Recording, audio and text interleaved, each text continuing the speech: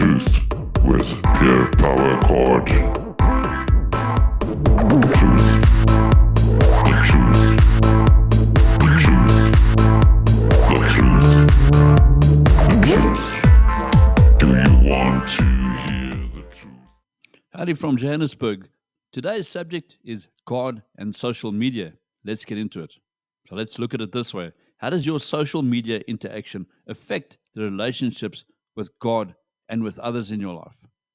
Man, I got to a stage in my life when my social media interaction got so heated up that there wasn't one day that I never got a death threat. So we need to watch ourselves. We need to see how we are affected by what others say and how we react on social media because, after all, the whole world plus God is there to see our behavior.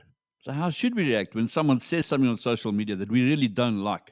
Man, a couple of years back, I had this disagreement with numerous people, and there was one guy that got so bad and so heated that we went on with each other for almost 3 days.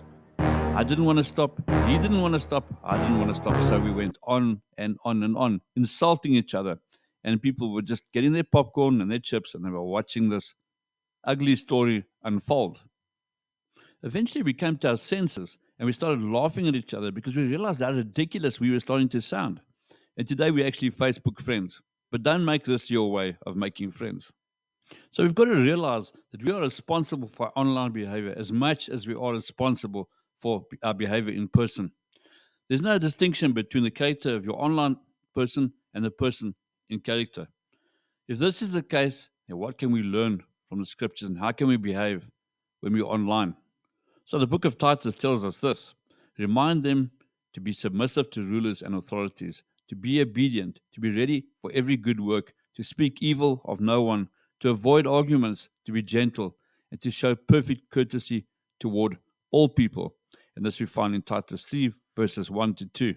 And we see this written in the book of Titus because over and over throughout the New Testament, all this bickering and arguing with each other is seen as ungodly behavior and is to be left alone. In fact, there's a few verses in Titus 3, verses 10, when Paul encourages Titus to warn people who stir up division and controversy, and if necessary, avoid them because they are warped and sinful. So the big question would be, why do we act in this way? Why do we go to such extreme lengths to be correct? So the first thing is, don't be impulsive. And this is my number one problem that I've had in the past, as impulsive number one was my thing. Okay, that's what gets us into trouble a lot of the time online. When we see something and we react and we overreact when we see it. Galatians 5, verses 22 to 23 says, being impulsive is a symptom of sin and ought not to be how we act as Christians. So that's pretty harsh for me to see, but see it I will.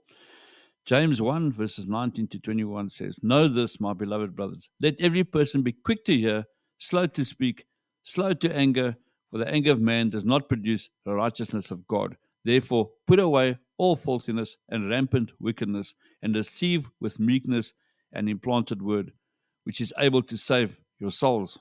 Another thing online is respect. It's inevitable that engaging in bickering and arguing online will lead to hostility and tension. The fruits of hot takes and ranting are often anger and a whole lot of more anger. So such behavior is condemned by the apostles in the Bible, and people who participate in these things are to be reprimanded, it says. These kinds of conversations can easily devolve into insults and sarcasm and escalate beyond massive proportions. Now we can see in 2 Timothy 2, verses 23 to 25, and it says this, have nothing to do with foolish, ignorant controversies. You know that they breed quarrels, and the Lord's servants must not be quarrelsome, but kind to everyone, able to teach patiently, enduring evil, correcting his opponents with gentleness. This is quite hectic because, it's not what I've engaged in the past. I've been pretty adamant to push my point of view or push everything down people's throats, which is not the godly way at all. So the next point I want to make is we mustn't seek attention. The goal of anything we ought to do is for the betterment of other people and not the expansion of our own little platform or the stoking of our ego. If my motives are purely for the edification of the church or the encouragement of any friends, then much of what I will post will reflect that or should reflect that. Again, the scripture with a command that Christians, we ought to only pursue what is edifying for others. And my last point I'm going to make is don't make social media your idol. How many times during the day do we find it difficult just to put our phone down or to just go grab for it whenever we get an opportunity? This behavior needs to stop, as we're not doing God any justice by doing this. But what we're doing is we're making social media an idol. Leviticus 26 verses 1 says this: "You shall not make for yourselves idols, nor shall you set up for yourselves an image or a sacred pillar, nor shall you place a figured stone in your land to bow down to it, for I am the Lord your God."